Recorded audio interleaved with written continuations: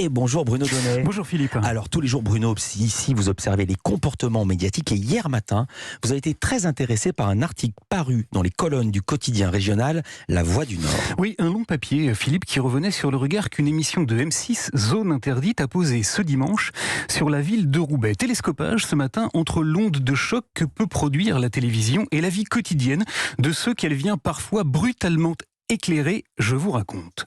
Dimanche dernier, M6 avait donc choisi de poser ses caméras dans cette ville du nord de la France. À Roubaix, nous sommes tombés sur un scandale qui mêle politique et religion. Motif de l'intérêt de zone interdite, Roubaix serait gangréné par les fondamentalistes religieux et l'islam radical. Un rapport du gouvernement daté de 2019 pointe un repli communautaire dans certains quartiers de Roubaix. Mêlant enquête et témoignages, M6 a filmé des séquences édifiantes. La chaîne a notamment montré comment, sous couvert de soutien scolaire, une association financée par l'État donnait en réalité des cours coraniques à des enfants de 3 ans. Elle a également révélé l'existence d'un restaurant communautaire. Ici, les femmes voilées ont leur place réservée. On est deux, on aimerait bien un box.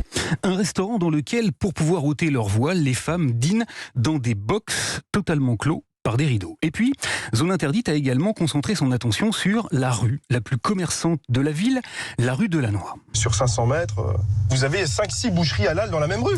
Elle y a montré les très nombreuses boucheries halal, les librairies islamiques et elle est même entrée dans la boutique d'Aïcha El Kadouri au motif qu'elle y vend des poupées un peu particulières. Ici, on propose des poupées qui ont toutes le même point commun. Elles n'ont pas de visage. Les yeux, la bouche et le nez ne sont pas dessinés.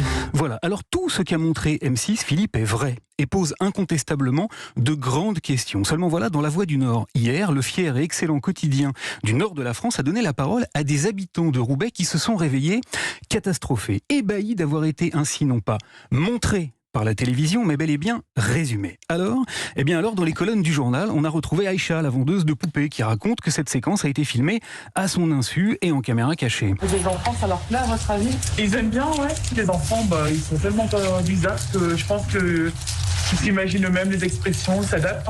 Aïcha, qui dit à La Voix du Nord, comme elle le montre du reste dans une vidéo qu'elle a choisi de poster sur sa page Facebook, que certes, elle vend bien des poupées sans visage, mais qu'elle propose aussi des bijoux et de la lingerie très affriolante à ses clientes musulmanes, mais que M6 a oublié d'en parler. Dans le journal, on croise aussi Sophia, c'est un lycéen, il a 17 ans, choqué que la télévision ait, je le cite, généralisé toute une population, alors qu'à Roubaix, il y a plein de belles choses qui n'apparaissent pas. Le docteur Lamar se désole, lui aussi, que la télévision se soit contenté de compter les boucheries halal et il dit qu'il y a également dans la rue de Lannoy 5 pharmacies et ironise en demandant si ça fait des habitants de Roubaix des hypocondriaques. Très bonne question et lumineux article, Philippe, qui montre que l'art de la nuance, celui que réclament dans les colonnes de leur journal les habitants de Roubaix, meurtris d'avoir été ainsi stigmatisés, n'est pas très compatible avec la quête de spectaculaire que la télévision recherche. La Voix du Nord vient donc éclairer là un sujet médiatique passionnant, l'histoire d'un contraste, d'une différence,